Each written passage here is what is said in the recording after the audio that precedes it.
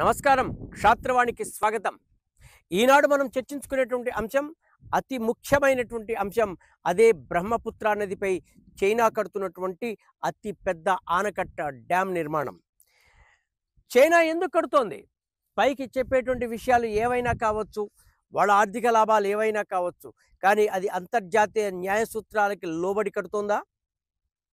లేక భారతదేశాన్ని భయపెట్టడానికి, భారతదేశాన్ని తన గ్రిప్‌లో ఉంచుకోవటానికి చేసేటువంటి ఒక ప్రయోగ ఫలితమా ఇది? ఏది ఏమైనప్పటికీ భారతదేశం మాత్రం చాలా అలర్ట్‌గా ఉండాల్సినటువంటి సమయం ఇది. ఎందుకనంటే ఈ కట్టేటువంటి భారీ ఆనకట్ట వలన మనకు ఏమాత్రం లాభం లేకపోగా నష్టాలు అనేక ఉన్నాయి. బయటికి ఎన్ని లాభాలు ఉన్నాయని అది చెప్పినప్పటికీ చైనా, కానీ మనకు మాత్రం నష్టాలే కనబడుతున్నాయి. ఈ బ్రహ్మపుత్ర నదిని యార్లంగ్ జాంగ్బో అని టిబెట్లో పిలుస్తారు. ఇక్కడ భారీ ఆనకట్టను కడుతోంది. దానికి $167 బిలియన్ల అవుతాయని చెప్పేసి అంచనా వేస్తున్నారు. ఇది 2030 కల్లా అయిపోతుంది అని ఒక అంచనా. అయితే చైనాతో ఉన్నటువంటి ప్రాబ్లం ఏమిటి అనంటే, ఈ ఆనకట్ట తన దేశంలో, కేవలం తన దేశంలో మాత్రమే ప్రవహించే నదిలో కడితే ఏ ఇబ్బంది లేదు, ఎవరు చర్చించుకోవాల్సిన అవసరం లేదు. అది పూర్తిగా దాని దేశపు ఆంతరింగిక విషయం అవుతుంది. కానీ ఈ బ్రహ్మపుత్ర నది భారతదేశంలోనూ బంగ్లాదేశ్లో కూడాను ప్రవహిస్తుంది. ఈ ఆనకట్ట కడుతున్నప్పుడు ఈ ఆనకట్ట యొక్క నిర్మాణము, దాని యొక్క శైలి ఈ రెండు దేశాలతో అంతర్జాతీయ నియమాలకు అనుగుణంగా పంచుకోవాల్సినటువంటి అవసరం ఉంది. కానీ అది ఆ పని చేయటం లేదు. చాలా గోప్యంగా ఉంచుతుంది. ఆనకట్ట ఎలా నిర్మాణం అవుతోంది, ఎందుకు నిర్మాణం అవుతోంది అనేటువంటి విషయాలు బయటికి చెప్పే ఒకటి, లోపల ఒకటి. అది బయటికి మాత్రం ఇది మా యొక్క విద్యుత్ వనరులను వెస్ట్ టు ఈస్ట్ ఎలక్ట్రిసిటీ అని చెబుతూ మొత్తం ఎలక్ట్రిసిటీ కోసము ఇది అతిపెద్ద హైడ్రో ఎలక్ట్రిక్ ప్రాజెక్టుగా ప్రపంచంలోనే గుర్తింపు పొందుతుంది. కాబట్టి దీనికి ఎంతో అతి ఎక్కువ మేము దీని నుంచి ఎలక్ట్రిసిటీని ప్రొడ్యూస్ చేస్తాము. మా అవసరాలకు, మా ఆర్థిక స్థిరత్వం కోసము, మా ఆర్థిక కారణాల కోసం తప్ప మరొకటి లేదు.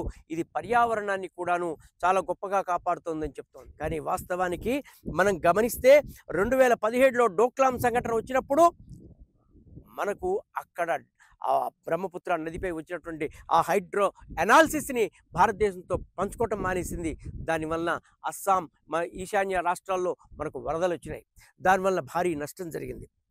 మరి ఇదే భారీ డ్యామ్ని కట్టి ఇది ఒక పెద్ద యుద్ధ నిపుణంగా వాట మొదలు పెడితే చైనా, ఒక్కసారి ఆ డ్యామ్ పూర్తయిన తర్వాత అంత పెద్ద డ్యాములోని ఒక్కసారి గేట్లని ఎత్తేస్తే నీళ్లతోటి ఈశాన్యం మొత్తం అతలాకుతలం అవుతుంది.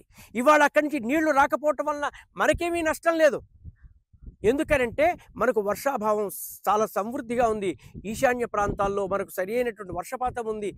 కానీ అది యుద్ధ తంత్రంగా వాడటం మొదలు పెడితే మాత్రం మనకు తీవ్రమైన నష్టం కలుగుతుంది. ఈ విషయాన్ని మనం గుర్తుపెట్టుకోవాల్సినటువంటి అవసరం ఎంతైనా ఉంది. మరి ఈ చైనా ప్రాజెక్టు గురించి ఎందుకు మనకు చెప్పటం లేదు? బంగ్లాదేశ్కి చెప్పటం లేదు, మనకు చెప్పటం లేదు.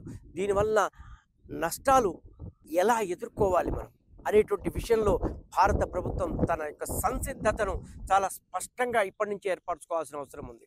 ఒకవేళ భారీ వరదలు వస్తే ఆ వరదలను ఎదుర్కోవటం ఎట్లా, ఆ వరదల ముప్పులను ఎదుర్కోవటం ఎట్లా అనేటువంటి విషయాల్ని, ఒకవేళ మనకు నీటి ఎద్దడి వస్తే అక్కడ ఈశాన్య రాష్ట్రాలలో నీటిని సప్లై చేసేటువంటిది ఎలా అనేటువంటిది ముందుదే అక్కడ డ్యాములు కట్టడమా, చెక్ డ్యాములు కట్టడమా, ఎలా చేయాలి అనేటువంటి విషయంపై మనం ఆలోచించాలి. అక్కడ సైన్యాన్ని మరింత మోహరింపజేసి సైన్యపు కనుసరణలో చేయాల్సినటువంటి అవసరం ఉంది. కాబట్టి ఈ చైనా కడుతున్నటువంటి డ్యామ్ చాలా డేంజరస్ అని భారతదేశం యొక్క వాళ్ళందరూ కూడాను, భారతదేశంలో ఉన్నటువంటి నిపుణులు అందరూ కూడా అభిప్రాయపడుతున్నారు. ఎందుకనంటే హిమాలయన్ ఆ సిస్మిక్ ప్రాంతాలు చాలా చాలా సున్నితమైనటువంటి ప్రాంతం.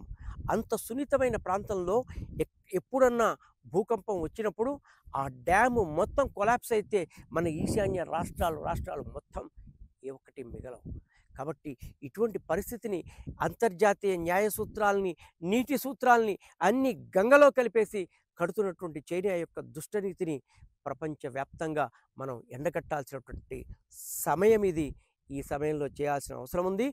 దేశభక్తులు అందరూ కూడాను ఎక్కడ ఉన్నా, ఎలా ఉన్నా అన్ని మీడియాల్లో, సోషల్ మీడియాల్లో అన్ని చోట్లకు వెళ్ళి ఇవాళ చైనా యొక్క కుతంత్రాన్ని చెప్పవలసినటువంటి అవసరం ఉన్నది. జై హింద్, జై భారత్.